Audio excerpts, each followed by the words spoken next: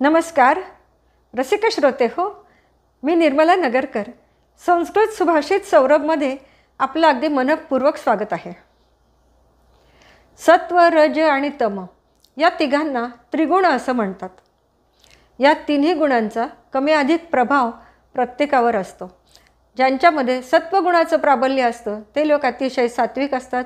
त्यांचे आचार, विचार, राहणं, वागणं, बोलणं, आवड निवड, अभिरुची उच्च दर्जाची असते, श्रेष्ठ दर्जाची असते. रजोगुणी मध्यम प्रतीचे असतात आणि ज्यांच्यावर तमोगुणाचं प्राबल्य असतं ते तामसी वृत्तीचे लोक असतात. त्यांचे आचार, विचार, राहणं, वागणं, बोलणं, आवड निवड, अभिरुची ही हीन दर्जाची असते. आणि म्हणूनच असं म्हटलं आहे की मुंडे मुंडे मतीर भिन्ना, प्रत्येक मस्तकातले विचार वेगवेगळे असतात. या सुभाषितामध्ये आज आपण जे सुभाषित ऐकणार आहोत त्या सुभाषितामध्ये हंस आणि बगळा यांचा संवाद आहे. हे वाकोवाक्यम या प्रकारातलं सुभाषित आहे. वाकोवाक्यम म्हणजे काय किंवा या प्रकारची अनेक सुभाषितं आपण इथून मागच्या भागांमध्ये पाहिलेली आहेत. हंस हा सत्वगुणाचं प्राबल्य असलेला उच्च अभिरुची असलेला पक्षी. शिवाय निरक्षीर विवेक करण्याचं सामर्थ्य या पक्षामध्ये आहे, म्हणून तो श्रेष्ठ दर्जाचा पक्षी असं मानलं जातं. या उलट बगळा हीन अभिरुचीचं प्रतीक. आपण आधी सुभाषित ऐकू आणि मग प्रत्येक शब्दाचा ओळीचा अर्थ आणि स्पष्टीकरण बघू. सुभाषित असं आहे. कस्त्वं लोहितलोचनास्य चरणः हंसः कुतो मानसात किं तत्रास्ति सुवर्णपङ्कजवनान्यम्भः सुधासन्निभम् रत्नानां निचयः प्रवालमणयो वैडूर्यरोहाः क्वचित् शम्बुका अपि सन्ति नेति च आकर्ण्य बकैः हि कृतम्. असं हे सुभाषित आहे. आपण आता स्पष्टीकरण बघूया.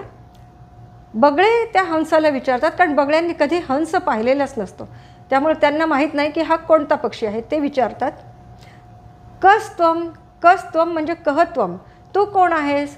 शिवाय नुसतं एवढंच त्यांनी विचारलं नाही तर त्याचं विशेषणसुद्धा त्यांनी वापरलं आहे. लोहित लोचनास्य चरणः. लोहित म्हणजे लाल, लोचन म्हणजे डोळे, आस्य म्हणजे मुख आणि चरण म्हणजे पाय. लोहित लाल. बगळे विचारतात की ज्याचे डोळे, पाय आणि मुख म्हणजे चोच लाल आहे असा तू कोण आहेस. हंस उत्तर देतो की मी हंस आहे, हंसः. बगळ्यांना उत्सुकता असते, पुढे विचारतात कुतो. कुतो म्हणजे कुतः, तू कोठून आला आहेस. कुतः म्हणजे कोठून. हंस उत्तर देतो मानसात, मी मानस सरोवरामधून आलो आहे. बगळ्यांना माहितीच नसतं मानस सरोवर म्हणजे काय. ते विचारतात किम तत्र अस्ति, तेथे काय आहे. बगळा हा प्रश्न विचारतो तेव्हा हंस उत्तर देतो सुवर्णपंकज वनान्यंभः सुधासन्निभम. सुवर्णपंकज वनानी, पंकज म्हणजे कमळ, सुवर्ण म्हणजे सोन्याचे आणि वनानी सोन्याची कमळ असलेली वनची वनं आहेत मानस सरोवरामध्ये. अंभः म्हणजे पाणी, सुधा सन्निभम, सुधा म्हणजे अमृत, पाणी हे अमृतासमान आहे. सन्निभम म्हणजे सारखं, अमृतासमान पाणी आहे. सोन्याची कमळं असलेली वनची वनं आहेत. शिवाय आणखी काय आहे. रत्नानाम निचय, तिथे रत्नांचे अगदी ढीगचे ढीग आहेत. निचय म्हणजे ढीग. प्रवालमणयो, प्रवाळ मणी आहेत तिथे खूप. शिवाय वैदूर्य रोहा क्वचित, वैदूर्य रत्नांची वेल असलेली असं ते मानस सरोवर आहे. हे सगळं तिथं आहे. बगळ्यांना हे कधी माहितीच नाही, कधी पाहिलेलंच नाही, त्यामुळे ते त्याची कल्पनाही करू शकत नाही की सुवर्णपंकज म्हणजे काय, सुधासन्निभम अंभः म्हणजे काय, किंवा रत्नानाम निचयः वैदूर्यरोहाः प्रवालमणयो. त्यांना काहीच माहिती नाही. ते त्यांच्या परीनं त्यांची जेवढी कुवत आहे तेवढंच विचारतात. शंभुका अपि सन्ति, शंभुका म्हणजे गोगलगाई, तिथे गोगलगाईसुद्धा आहेत का. आणि हंसाने उत्तर दिलं न. ने त्याच्या आकर्ण्य, न इति आकर्ण्य. जेव्हा हंसाने नाही असं उत्तर दिलं तेव्हा आकर्ण्य म्हणजे ऐकून बकैही हिही कृतम. सगळ्या बगळ्यांनी अगदी हिही करून हसले.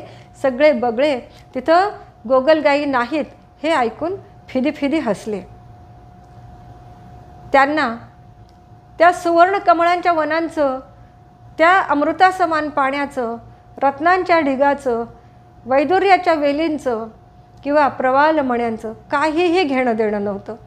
कारण त्यांनी ते पाहिलंच नाही. त्यामुळे ते काय आहे याची ते कल्पनाही कधी करू शकत नाहीत. त्यांचं फक्त गोगलगायींशीच त्यांचं नातं आहे. त्यामुळे त्यांनी तेच विचारलं. त्यांची कुवतही तेवढीच होती. गोगलगाई नाही म्हटल्यावर बगळ्यांनी हिही करून त्या हंसाला हास्यास्पद करून टाकलं. अशी ही परिस्थिती असते. हिही कृतम, हसले.